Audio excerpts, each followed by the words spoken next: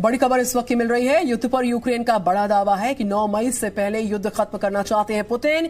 रूसी सैनिकों को 9 मई तक युद्ध खत्म करने के आदेश दिए गए हैं। 9 मई को विक्ट्री परेड आयोजित करता है रूस। दरअसल दूसरे विश्व युद्ध में जर्मनी पर जीत की याद में इस विक्ट्री परेड को आयोजित किया जाता है।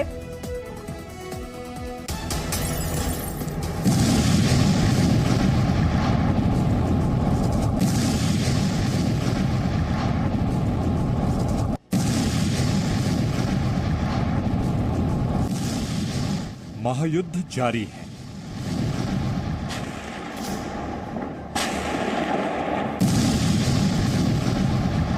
यूक्रेन पर कब्जे के लिए रूस की सेना का हमला भी जारी है।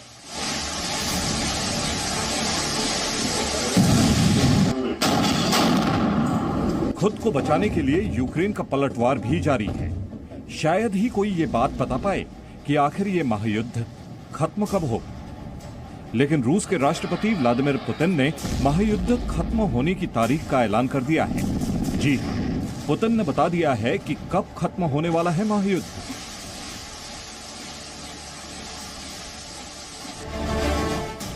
वो तारीख है 9 मई। मीडिया रिपोर्ट्स के मुताबिक यूक्रेन की सेना ने दावा किया है कि रूस 9 मई तक युद्ध को बंद करना चाहता है। यूक्रेनी सेना के जनरल स्टाफ ने दावा किया है कि रूसी सैनिकों को आदेश दिया गया है कि किसी भी हाल में 9 मई तक युद्ध खत्म हो जाना चाहिए। 9 मई की तारीख रूस के लिए अहम है क्योंकि इसी दिन रूस में नाजी जर्मनी पर जीत का जश्न मनाया जाता है।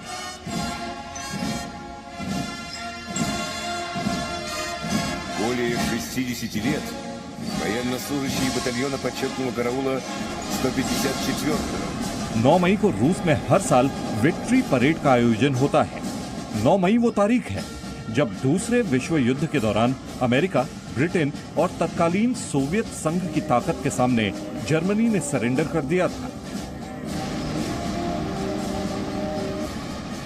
जिस समय जर्मनी की सेना सरेंडर की शर्तों पर हस्ताक्षर कर रही थी, तब जर्मनी में 8 मई थी, लेकिन रूस में 9 मई की तारीख लग चुकी थी।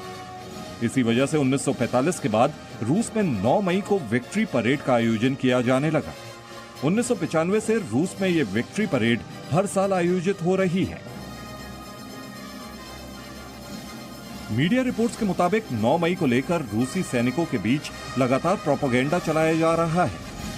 पुतिन जर्मनी के खिलाफ 1945 में मिली उस जीत को 2022 में भी जिंदा रखना चाहते हैं। 77 साल पहले मिली जीत के जरिए यूक्रेन में लड़ रहे सैनिकों को संदेश पहुंचाना चाहते हैं।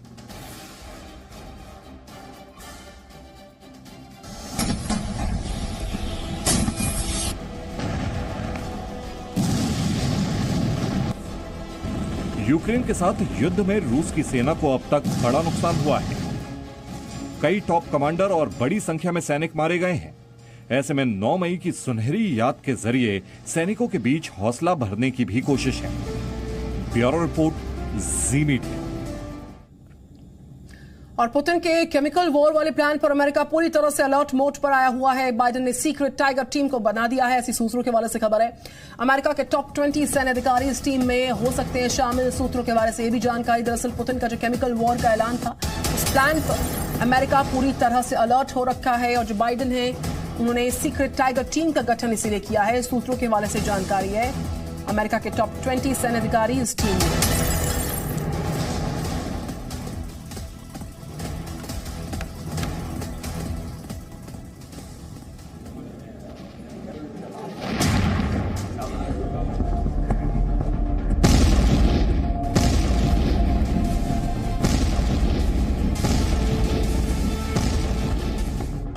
यूक्रेन में तबाही जारी है। एक के बाद एक शहर खंडर में तब्दील होते जा रहे हैं। दुनिया भर के लोगों को उम्मीद थी कि दिन बीतने के साथ साथ रूस के हमले की धार और रफ्तार धीमी होती जाएगी, लेकिन ऐसा होता नहीं दिख रहा।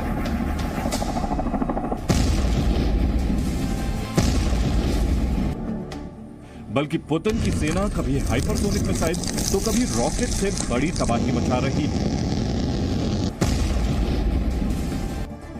हालांकि इन सब के बावजूद रूस निर्णायक जीत से अभी दूर ही है। शायद इसीलिए राष्ट्रपति पुतिन कभी परमाणु बम के इस्तेमाल की धमकी दे रहे हैं, तो कभी उन पर आरोप लग रहे हैं कि वो केमिकल वॉर की तैयारी कर रहे हैं। अमेरिकी खुफिया एजेंसियों की रिपोर्ट के मुताबिक पुतिन यूक्रेन के कुछ शहरों में केमिकल हमले या फिर जैविक हथियारों के इस्तेमाल का आदेश दे सकते हैं। पुतिन के हर कदम पर बाइडेन की नजर है। इसी आशंका को देखते हुए बाइडेन ने टाइगर को पुतिन के पीछे लगा दिया है। जी हां, टाइगर। बाइडेन ने रूस के हर एक्शन पर नजर रखने के लिए जो सीक्रेट टीम बनाई है उसका नाम टाइगर रखा है। इस टीम को यह पता लगाने का काम सौंपा है कि अगर पुतिन रासायनिक, जैविक या परमाणु हथियारों का उपयोग करने का फैसला करते हैं तो अमेरिका को क्या कदम उठाने चाहिए। इस टीम में अमेरिकी सेना के टॉप 20 अधिकारियों को शामिल किया गया है। सूत्रों के मुताबिक ये टीम हर हफ्ते में 3 बार बैठक करती है। यूक्रेन के पड़ोसी देश पोलैंड सहित अन्य नेटो देशों से ये टीम लगातार खुफिया इनपुट के आधार पर रूसी सेना की कार्रवाई पर नजर रख रही है। टीम इस बात पर भी नजर रख रही है कि क्या रूस मोल्दोवा और जॉर्जिया सहित पड़ोसी देशों में युद्ध का विस्तार कर सकता है। अगर ऐसा होता है तो यूरोपीय देशों को शरणार्थियों की समस्या के लिए कैसे तैयार किया जाए।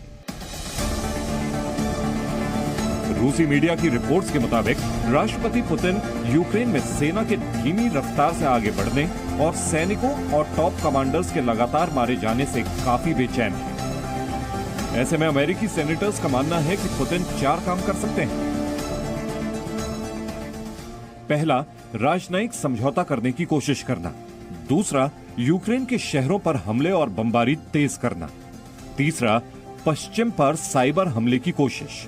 और चौथा, दबाव कम करने और दुनिया को धमकाने के लिए परमाणु हथियारों का इस्तेमाल। वैसे जो बाइडेन ये बात भी कह चुके हैं कि अगर पुतिन ने न्यूक्लियर वॉर या केमिकल वॉर के अपने प्लान को एक्टिव किया तो उसका जवाब यूक्रेन नहीं बल्कि अमेरिका और बाकी नेटो देश देंगे।